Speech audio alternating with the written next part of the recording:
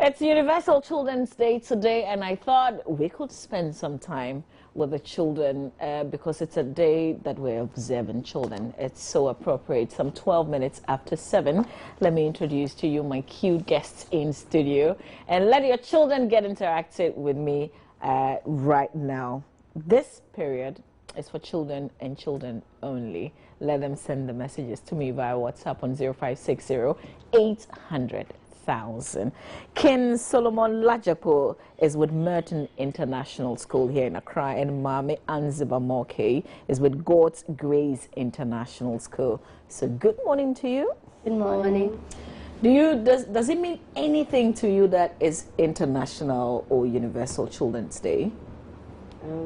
Well, it means a lot to me because, as you can see, I'm a child, 10-year-old child from Merton International. So I feel that we children, today is a day that we celebrate us and our welfare. Okay.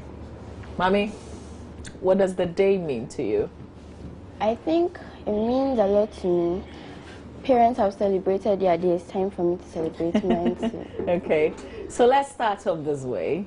Are you happy as a Ghanaian child, Ken Solomon? Yes and no. Okay. Yes, because it's personal. I live in a very good house with both my parents, and I'm very much protected from bad things and other stuff. And I go to a very good school. Okay. And yeah, that's about it. So on the No, personal level, yes, with home good. and school, you are happy? Yeah. Okay, let's But see the no. Because other children are not so privileged. They are underprivileged because, like, some of them, their parents, they don't take care of them well. They are forced to work on the streets and wash windows at night, and sometimes they have to beg on the road, and because it's so dangerous, the car can come and hit them, and they can die. Sure. Yes. Okay, so that makes you very unhappy? Yes. In Ghana. Cool. Mommy, are you happy? Of course. I'm very happy because I enjoy being a Ghanaian child. Most of my friends are like, oh, I want to be in London, I want to be in America. Well, I feel happy in Ghana because I see a lot of foreigners every day coming to Ghana. Then why do we want to go to where they are from if they're enjoying our place? So I enjoy Ghana. Okay, that's a good thing to hear coming from you. But do you feel safe? Do you feel safe, Mommy? Not all the time.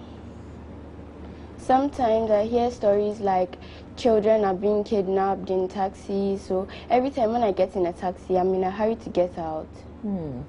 Okay. Do you feel safe, Ken Solomon? Yes and no. Okay, because the yes will be from the Yes, home and school. So let's look at the no. The no, because let's say sometimes children get kidnapped and they are on the roads, and sometimes, like I said before, the car knocks them down, so they are totally not safe. Okay. So let's say there were some child kidnappings like last year at churches and stuff like Exactly. that. So their children are being deceived that they are taking them somewhere and stuff like that. And then and they'll be taken somewhere and forced to work for them. The money that the children earn on the road and stuff like that, the people will take it from them. Okay. Do you children think about Ghana at all? Yes. When you Yes. meet when you meet up with your friends, you know, like your schoolmates, do you ever discuss things happening in our country? Of Yes. course. Okay, so let me start with you, Mommy. What do you talk about with your We friends? mostly talk about the power crisis Okay. and how we struggle sometimes to do our homework, the research, the lights are out and we can't see well, we can't see properly. Some of us have generators, not all of us. Not all of us are financially stable, so we will not be able to buy generators and plants to supply us with power. Okay. So you talk with your friends about the power crisis. Yes. Maybe you guys could help because you're in school. I am not. Is there a difference between doomsday and load shedding? No. No. Okay. Say again? I don't actually know Know what what load the shedding load is. shedding, but you know what Dumso is? Yes. Okay. So what do you talk to your friends about concerning Ghana? Sometimes you talk about how the people in Ghana are tending corrupt the judiciaries and child kidnappings, and sometimes how some fake pastors are doing their whatever. And sometimes I usually read the Daily Graphic and the Mirror, but my friends just sometimes read the Junior Graphic. Okay. And we talk about Dumso a lot. So what about Dumso? Is it getting better? No. No. Do you think we can fix this? Yes. Okay. How? Do you have any ideas? I borrowed a book in the school library, Stormy Weather Horrible Geography, and it says that once like it's a medium-sized hurricane, like I don't know how we can capture a hurricane or something, like it can power the USA for 6 months. So how much more Ghana? How can we power with stormy weather? Yeah. So we can use weather to power. But you understand? You understand what you read? Yes. Really? So, okay. like the energy inside the hurricane that makes it whirl and discharge, yes, can be used to power, turn into electricity to power the USA for 6 months. Wow. We don't have hurricanes in Ghana. So how do you do it? And they said sometimes you can use tornadoes or cyclones and other stuff for bad weather. Lightning, yes. So, is it fair to say that, you know, the number one thing that you talk to your friends about would be the power crisis? Yes. Because you all experience it. Yes. Okay. Let me talk to somebody on the phone lines who knows a lot about children. Right up here is Executive Director, Child Rights International. He joins us via phone. Ms. Apia, good morning to you. Thank you for your time. Okay, I'm told we don't have him yet, but when we do have him, we'll raise him on the line and ask what this day means, what we should all be doing. Let's talk about responsibilities. Ken Solomon, you have such a huge responsibility in school. You are head boy or head prefect. How did you get the position? Well, it kind of all started when I first walked into the halls of Merton. And then everybody asked my name, and when I said King Solomon, they were like, oh, your name's King Solomon, so wow.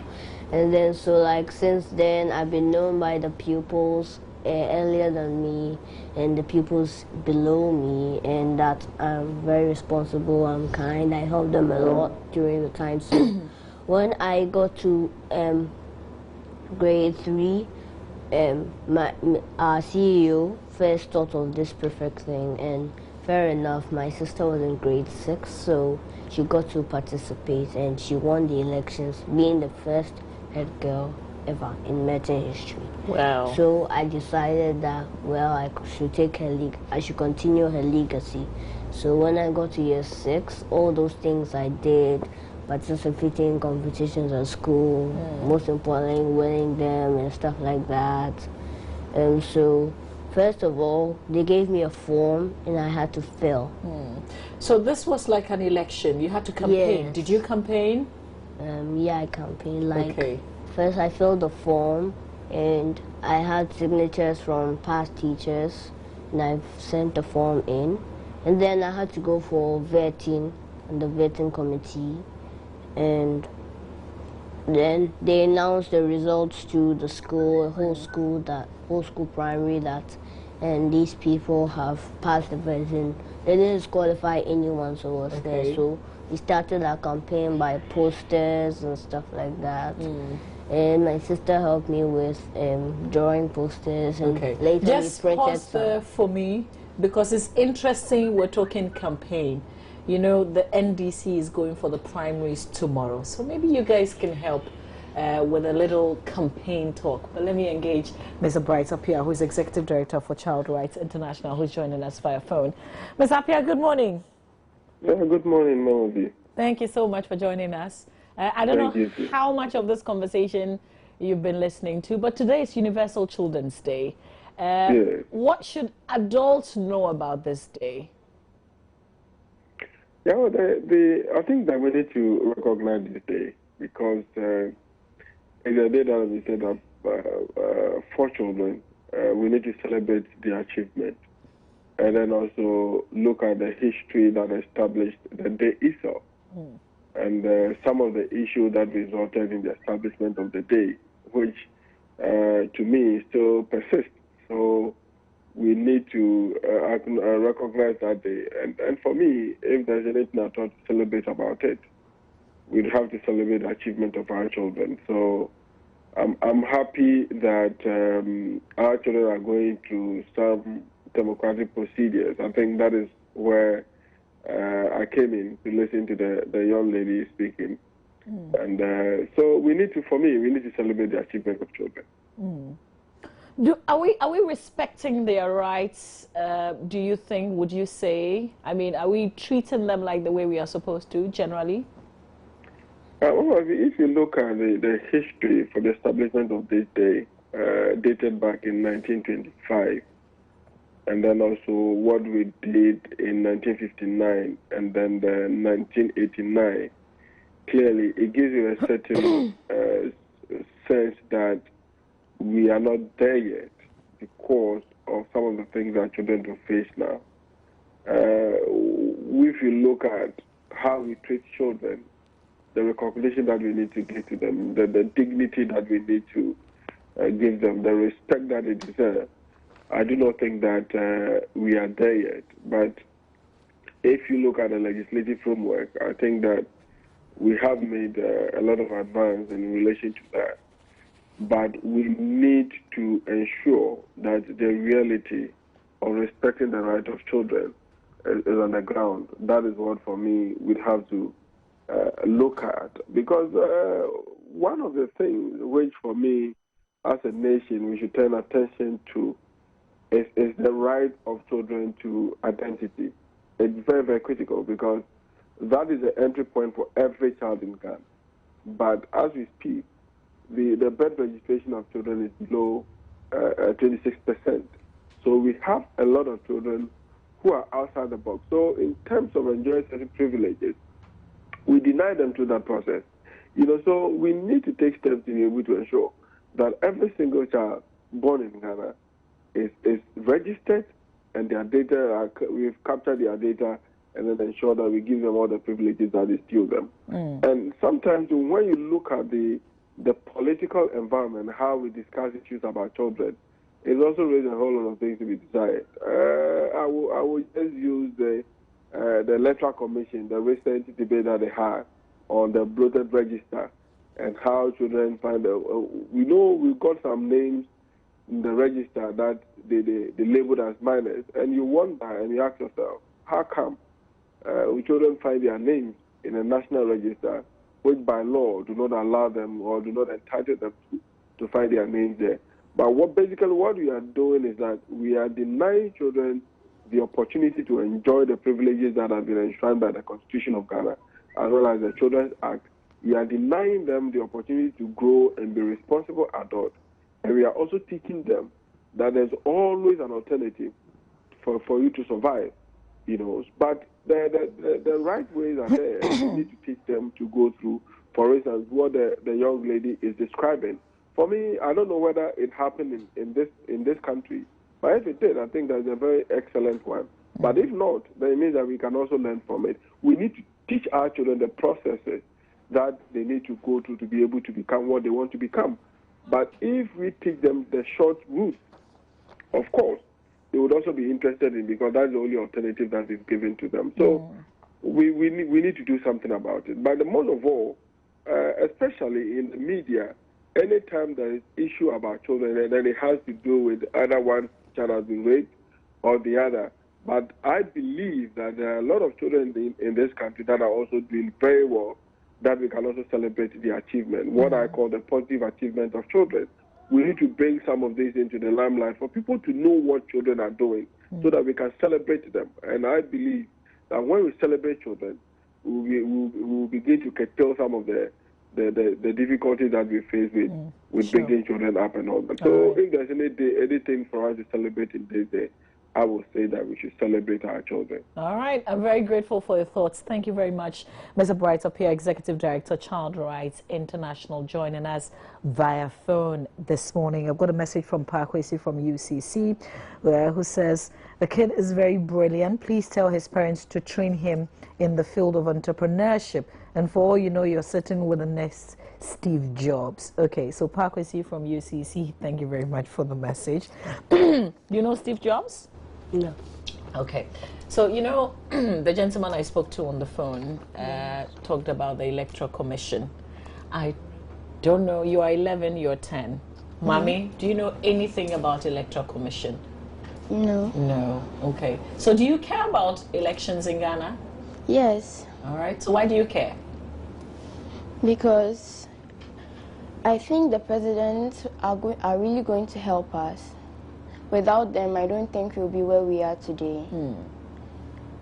And I don't really like what I've been hearing on the news, like presidents are fighting, insulting each other. I don't want to mention names. Okay, so you hear things in the Yes. news and you worry about the things that you hear. Yes. King Solomon, do you care about politics? Yes. Okay. Let's continue with your campaign. I was asking if you campaign after the signatures and everything, the posters, you said your sister helped you. And then what kind of message did you send across to the entire school that they believed you could be head boy? Well, after that, after we posted the posters, we had a read a manifesto day. So Oh, you read a manifesto? Yes, each of us wrote a manifesto, and my dad helped me with my manifesto. Okay, so what did you promise the school? Well, I promised the school that I'll raise the standard of excellence higher than before, and get the name to become a household name by letting pupils participate in more competitions, more TV programs and stuff like this interview. So did you pay for this interview? No. Okay, I'm just kidding. All right, and then what else? And after we read our manifestos, then came voting day, and then we all voted, and then they brought their results out, and they put head boy last because everybody was waiting for Like it's the ultimate. who's the head boy. And so I won the elections with 2 of my assistants. I have 2 assistants. Okay. Yes. All right. So what do you guys do? What do you do as head boy? Well, I'm like the highest prefect of all with my other head girl, but she also has an assistant. And with all our other prefects, we take care of the school, helping the teacher's job to be easier. Okay. All right. Mommy, are you interested in holding any position in school? Yes. Okay. So which one would you go for if you have the opportunity?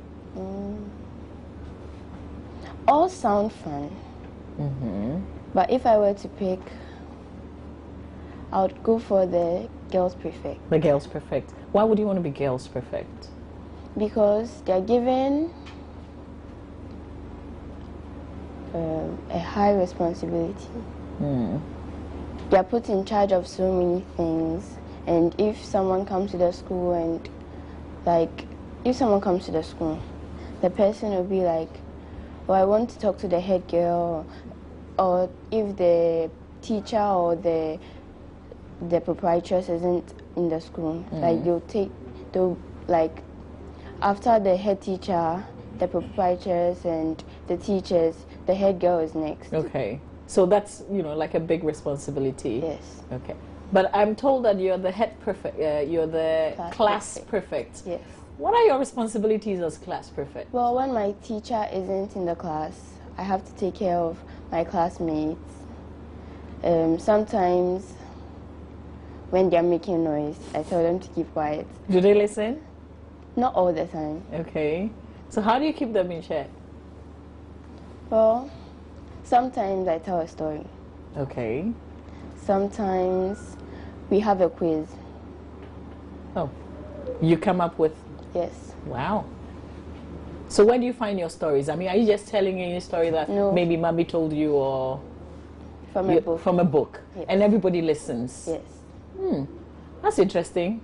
So do you feel responsible, you know, as children? Do you feel that you have responsibilities towards the country, towards the entire society, Ken Solomon? Yes, I do. Okay. Because as you know, like we children, when we grow up, all the things we learn to be big people. We have big dreams, what we want to do in future, and stuff like that. So let's say I want to be an astronaut, so I'll go to university, then I'll go to astronaut school during my life and stuff like that. So we children, as at now, we are like running the country, but we're not like in front. In charge. Yeah. Oh, but you feel you're running the country. Yeah. Wow. That's interesting. Never heard that. How are you running the country? No, like let's say we children, let's say the underprivileged, we children, when we talk about it, and sometimes we tell our parents, and the parents will get so concerned about it, and then the president gets to hear about it and say, Okay. oh, let me fix this thing quickly. So indirectly, we're running the country. I like that. I like that. Mommy, do you feel some kind of responsibility Yes. towards the society? Okay, tell me Because about as it. people say, we are future leaders. So we have to learn hard, grow up, go to high places, and help the nation develop. When you look at Ghana, you've heard about other countries. Yes. Where do you think we are? Do you try to compare sometimes? Do you do a comparison with other countries? And where do you think we are?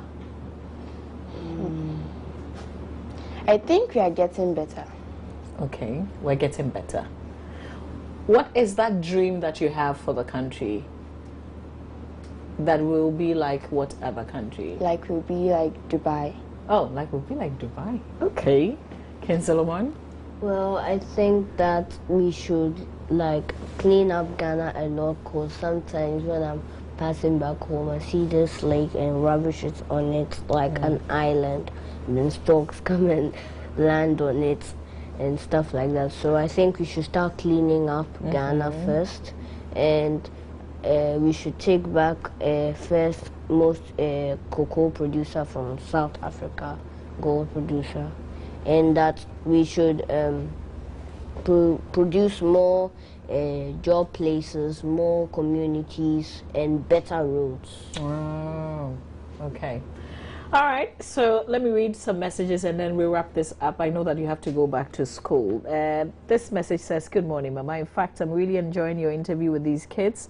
This boy, King Solomon, has shown a great knowing all spheres of life. He's going to be great in future. That's a message coming through from, okay, this one says, Mama, I like Ken. He's naturally knowledgeable, from Francis Gidisu in Asin Fosu. Maybe some two more messages. Okay, so somebody says, you're a genius, Ken Solomon. He's damn good. All right. I've got a message coming through for Mommy as well. Somebody thinks that you're cute. All right. Okay.